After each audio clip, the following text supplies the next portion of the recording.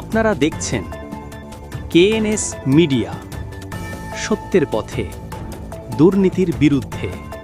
হরিয়ানার বিজেপি শাসিত প্রশাসনের হাতে আবারও বাংলাদেশি তকমা।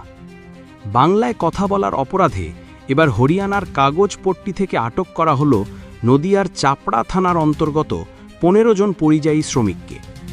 স্থানীয় সূত্রে জানা গেছে, আটক হওয়া শ্রমিকদের মধ্যে রয়েছেন গোবিন্দ বাগ, আরেজ আলী শেখ, সঞ্জীব বাগ, শুকুর আলী শেখ, বিসরাত মণ্ডল, বাপ্পা শেখ সহ মোট 15 জন। এদের সকলেই পশ্চিমবঙ্গের নদিয়া জেলার চাপড়া 2 নং ব্লকের বাঙ্গলজি গ্রামের স্থায়ী বাসিন্দা। দীর্ঘ প্রায় 15 বছর ধরে হরিয়ানার কাগজপট্টি এলাকায় দিনমজুরের কাজ করে সংসার চালাচ্ছেন তারা। শুক্রবার সন্ধ্যায় কাজ শেষে নিজের অস্থায়ী ঘরে ফিরছিলেন শ্রমিক শুকুর আলী শেখ। সেই সময় তাকে আটক করে হরিয়ানার পুলিশ। পরে তার বাসস্থানে হানা দিয়ে বাংলায় ও হিন্দি মিশ্রিত ভাষায় কথা বলার অভিযোগে বাংলাদেশি সন্দেহে তাকে গ্রেপ্তার করা হয়। একইভাবে বাকি 14 জনকেও শুধুমাত্র ভাষার ভিত্তিতে বাংলাদেশি সন্দেহে আটক করা হয় বলে অভিযোগ। স্থানীয় শ্রমিকদের অভিযোগ, পরিচয়পত্র থাকা সত্ত্বেও শুধুমাত্র বাংলায় কথা বলার কারণে পশ্চিমবঙ্গ থেকে আসা শ্রমিকদের ওপর বারবার বাংলাদেশি তকমা চাপিয়ে দেওয়া হচ্ছে। কোথাও থানায় আটক, কোথাও পরিচয়পত্র দেখালেও কাজে আসছে না।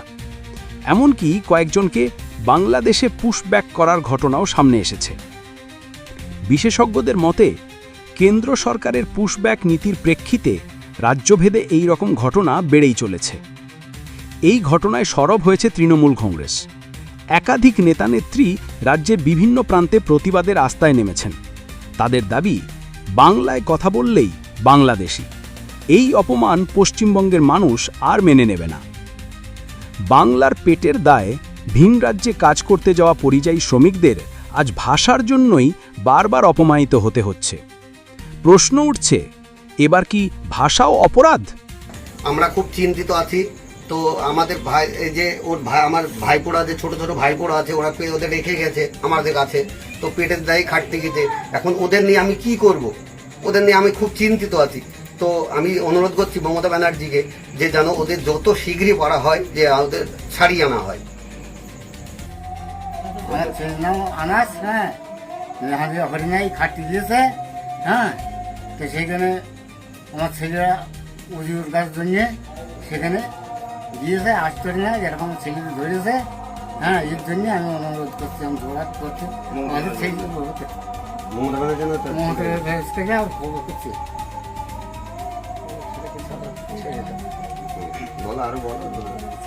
আমার ছেলেদের যেন ছেড়ে দেয়। হ্যাঁ, এইটুকু আমি অনুরোধ করছি। খাওয়ার জন্য পেট দেয়। হ্যাঁ, সেখানে গিয়েছে। হ্যাঁ, এই জন্য আমরা তার কাছে অনুরোধ করছি। হ্যাঁ, এই বাচ্চাদের জন্য আমরা সেখানে খাটতে গিয়েছে। হ্যাঁ, এই জন্যে তেনার কাছে অনুরোধ করছি।